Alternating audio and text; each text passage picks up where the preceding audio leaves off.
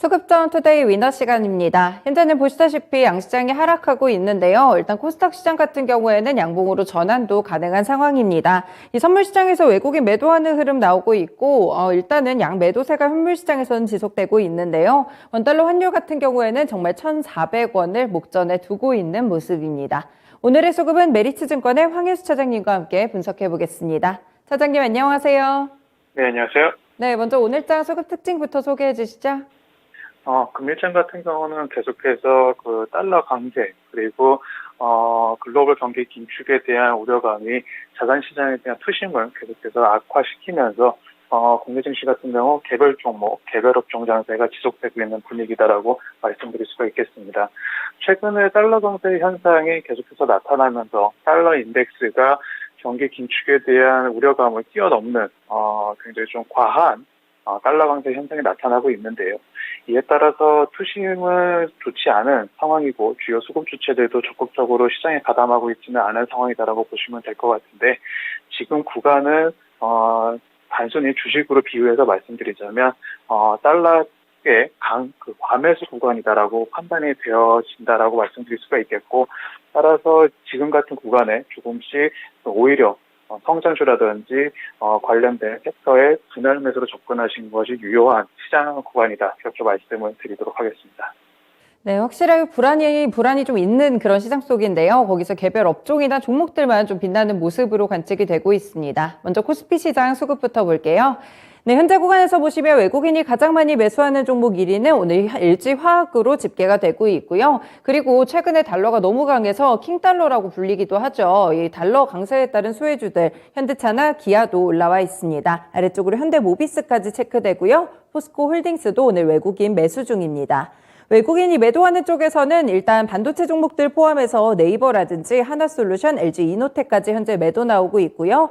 기관이 매수하는 쪽에서는 동국제강이 가장 크게 매수하는 종목 1위에 올라 있습니다. 한국타이어앤테크놀로지 있고요. NC소프트, 만도 그리고 현대위아까지 있는데, 만도 같은 경우에는 여전히 차 부품사들 중에서는 원탑이다라는 증권가의 분석과 더불어 오늘 기관 매수 들어가고 있고요.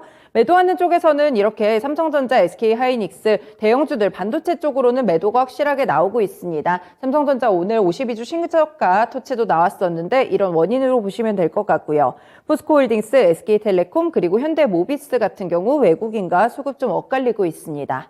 네, 차장님 이 종목들 가운데 오늘 두 종목 어떤 종목 볼까요? 현대차와 하나솔루션 말씀드리겠습니다. 네, 두 가지 종목들 어떤 이유들이 좀 숨어 있을까요?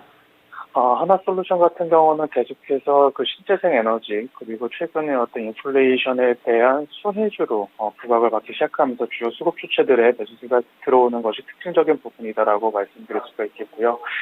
금일 매수하고 있는 완성차 업종들, 특히 현대차와 기아에 대해서 외국인의 수급이 유입이 되고 있는 상황인데, 말씀하신 대로 달러 강세에 따른 추가적인 수혜를 볼 수 있을 것이다라는 기대감, 그리고 대형주 중에서는 안정적인 실적 성장이 기대된다라는 최근에 레포트들이 조금씩 나오기 시작하면서 완성차, 특히 현대차 쪽으로의 주요 수급 주체의 매수가 들어오고 있는 것이 특징적이다, 이렇게 말씀드리겠습니다.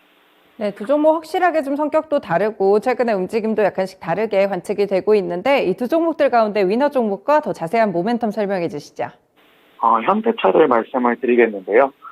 이제 시장의 9월 중순에 접어들기 시작하면서 시장의 눈높이가 실적에 조금씩 방향을 돌리고 있는 상황이 연출이 되고 있습니다.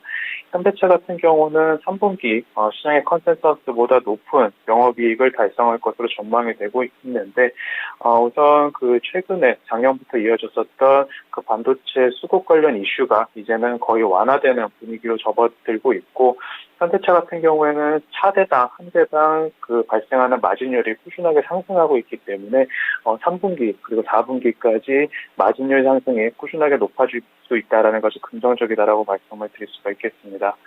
또한 동사 같은 경우는 미래차, 특히 전기차라든지 하이브리드 차량의 판매가 지속적으로 높아지기 시작하면서 관련된 이익에 대한 기대감이 점증하고 있다라고 말씀드릴 수가 있겠고요. 물론 최근에 미국 시장의 IRA 법안으로 인한 어떤 노이즈는 여전히 유효한 상황이지만, 이런 법안 관련된 협의가 이루어질 때는 추가적인 실적 성장에 대한 레벨업도 가능하다라는 점이 최근에 주요 수급 주체 매수의 원인 중에 하나다 이렇게 말씀을 드리겠습니다. 네, 결국에는 자동차 쪽 달러 수혜도 받고 있고 이렇게 3분기 실적에 대한 기대감이 좀 강하게 쏠리고 있습니다. 다음으로 코스닥 시장 넘어가 볼게요.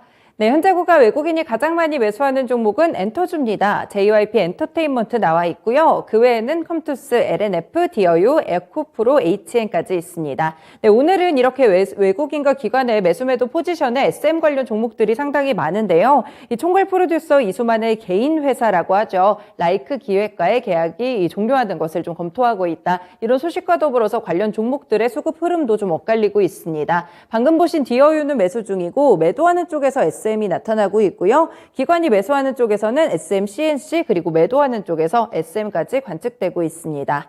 네, 외국인이 매도하는 포지션 돌아가 보시면 오늘 폐배터리 관련 종목들 급락이 좀 나오고 있는데 확실히 외국인 차익 실현에 들어간 모습으로 관측되고 있고요. 기관이 매수하는 쪽에서는 오늘 클래시스, 디어유, 인탑스까지 들어오고 있습니다. 매도하는 쪽에서는 미래 나노텍과 로봇 관련 종목들도 현재는 팔자세로 관측되고 있습니다. 네, 코스닥에서는 어떤 두 종목 볼까요?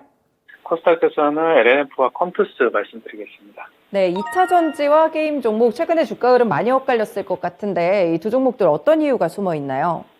컴투스 같은 경우는 11월 글로벌 출시가 예정이 되어 있는 그 컴투스의 신작이 11월에 글로벌 출시가 예정이 되어 있는데요.